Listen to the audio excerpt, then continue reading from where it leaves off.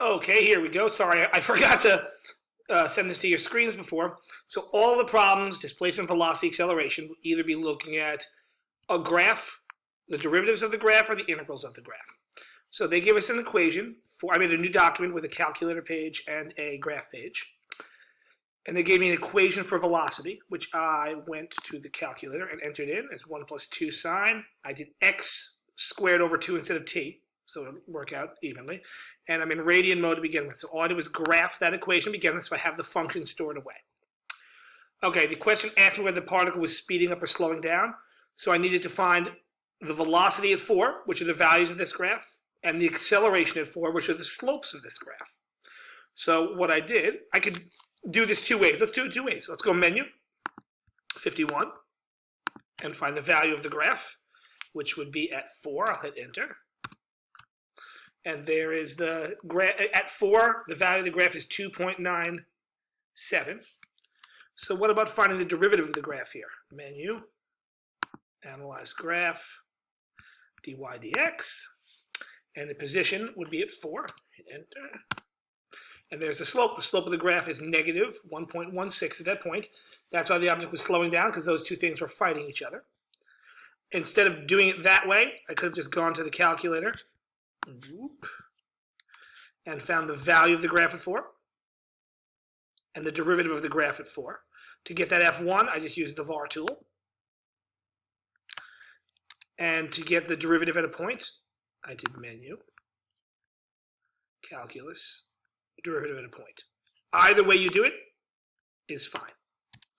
Okay, so let's take a look at the next part of the problem. It said find all times between 0 and 3 where the graph changes direction and justifies.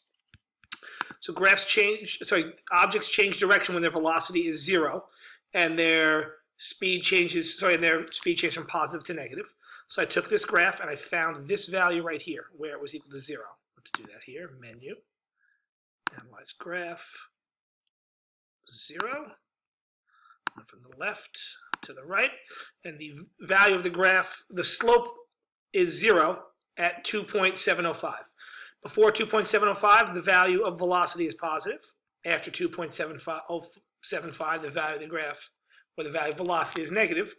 So it changes direction at 2.705, and it changes from positive to negative. That's the information you need in there to answer those questions.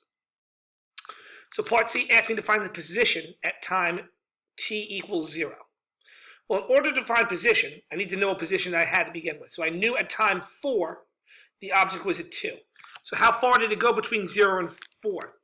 That would be my displacement. So what I would do, I could do it a couple ways. I could go menu, analyze graph.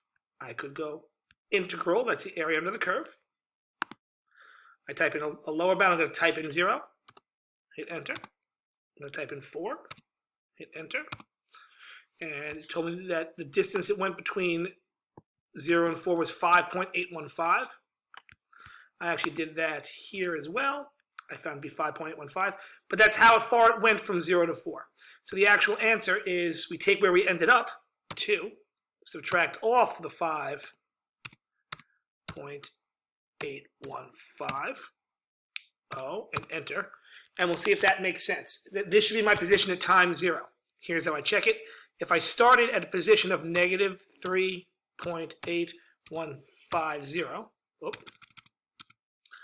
position of negative 3.8150, and then I added 5.815, that's how far I walked in that time frame, my displacement in that time frame, sorry. Where do I end up at? I ended up at 2. That's how I know that was the correct answer. Then the last question asks for the total distance traveled between the two. There's 2 ways to do that. Let's do it both ways. I'm going to come back to the graph. I can't do bounded area or integral here because some of it is going to be positive and some of it's going to be negative. If I wanted to do this on the graph, I'd go Control plus. No, I lied to you. I'd hit Tab. I could graph the absolute value of f1 of x. Oops.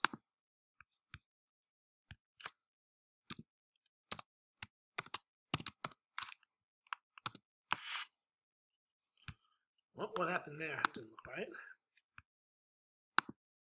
Oh, I forgot the absolute value. Where'd it go?